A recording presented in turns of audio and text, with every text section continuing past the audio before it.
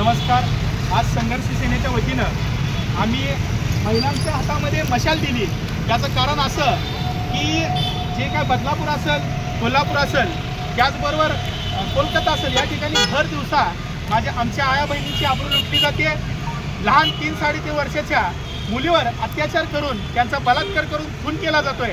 अशा घटनांचा निषेध व्यक्त करण्यासाठी आज आम्ही जे काही हिंदू कोड बिलासाठी ज्यांनी स्वतःच्या पदाचा राजीनामा दिला अशा परमपूज्य बोधिसत्व महामानव डॉक्टर बाबासाहेब आंबेडकरांच्या पुतळ्यासमोर आम्ही त्यांच्या हातात आज मशाल दिली आहे। या मशालीचा उपयोग माझ्या भगिनींनी आणि महाराष्ट्रातील तमाम संघर्ष सेनेच्या वतीनं आम्ही एक आवाहन करतो की येणाऱ्या कालावधीमध्ये अशा नाराळाबांना भर चौकामध्ये त्यांना जाळून या मशालीच्या अग्नीच्या द्वारे जाळावं आणि खंबीरपणे या भाऊबीज या रक्षाबंधनच्या निमित्तानं आम्ही सर्व संघर्ष सेनेचे पदाधिकारी तसंच सोलापूरचे सर्व पदाधिकारी यांच्या वतीनं आम्ही जाहीर करतो आणि नक्कीच या पीडितेला न्याय मिळावा, त्याचबरोबर संबंधितांना फाशी शिक्षा व्हावी, त्याचबरोबर CCTV कॅमेरे बसवावेत अशा विविध बाब मागण्यासाठी आम्ही येणाऱ्या कालावधीमध्ये गृहमंत्री असतील त्याचबरोबर मंत्रिमंडळाच्या सर्व मंत्र्यांना या फाशी शिक्षा दिल्याशिवाय आम्ही स्वस्थ बसणार नाही।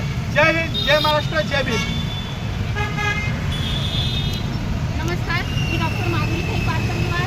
आज संघर्ष सेनेमार्फत डॉक्टर बाबासाहेब आंबेडकरांना अभिवादन करून बदलापूर, कोलकाता आणि कोल्हापूरमध्ये जे काही मुलींवर बलात्कार झाले या बलात्काराच्या निषेधार्थ आम्ही निषेध करतो आहे आणि शासनाने बेटी बचाव आणि बेटी बचाव करून मुलींना जीवदान दिलं आणि लाडकी बहीण योजना करून आर्थिक सहाय्य पण महिलांना दिलं, पण महिला आज सुरक्षित नाही आहे। आम्हाला या सगळ्या योजनेपेक्षा महत्त्वाचं जे आहे आमची चिमुकली उंबरच्या बाहेर गेल्यानंतर ती सुरक्षित नाही आहे। कुठलीच महिला नाही आज, चिमुकलीसुद्धा नाही, शाळेत जाणाऱ्या मुली, कॉलेजमधल्या मुली, आज आमच्यासारख्या तरुण तसंच वयस्कर महिलासुद्धा आज सुरक्षित नाही आहे। तरी शासनाने सुरक्षित योजना आमच्यासाठी राबवाव्यात आणि आम्हाला स्वरक्षणाचे प्रशिक्षण द्यावे मुलींना आणि शस्त्राचा परवाना द्यावा। अशा प्रकारचे जे महिलांसाठी सुरक्षित ज्या योजना आहेत, सार्वजनिक ठिकाणी CCTV कॅमेरा, शाळेमध्ये अशा ठिकाणी महिलांना जेवढं सुरक्षित करता येईल तेवढ्या सुरक्षित योजना आमच्यासाठी कराव्यात अशी आम्ही संघर्ष सेनाकडनं मागणी करतोय। जय हिंद, जय महाराष्ट्र।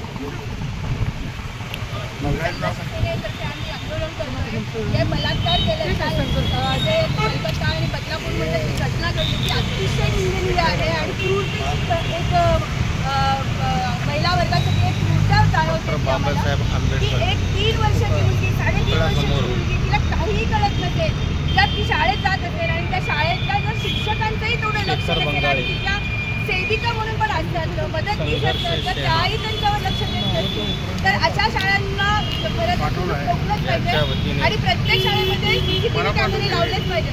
वर्गात जर एखादी विद्यार्थिनी 10 मिनिटं लवकर आली नाही तर त्याच्या विद्यार्थिनी करायला पाहिजे अर्धा तास, 2 तास जर ती विद्यार्थिनी वर्गामध्ये नव्हती तर त्या लोकांनी आक्षेप घेतला नाही आणि त्या मुलीला वाचवायचा प्रयत्न केला नाही। अशा निंदनीय गोष्टी शोधायला लागल्या आणि एवढी पुरुषांमध्ये निर्माण व्हायला लागली की एकी वयस्कराची वयस्कर बाई असली तरी पण निंदनीय कृत्य करतात, तरुण असली त्यामुळे महिला वर्ग पूर्ण महिला वर्गात आम्ही संकटात सापडलो आणि मला असं वाटतं की ह्या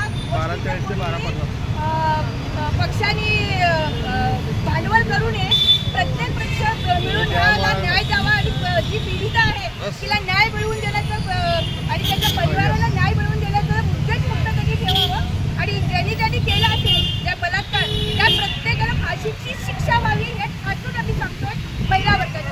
नराधमाला फाशी शिक्षा, बलात्काराला फाशीची शिक्षा, पीडितेला न्याय।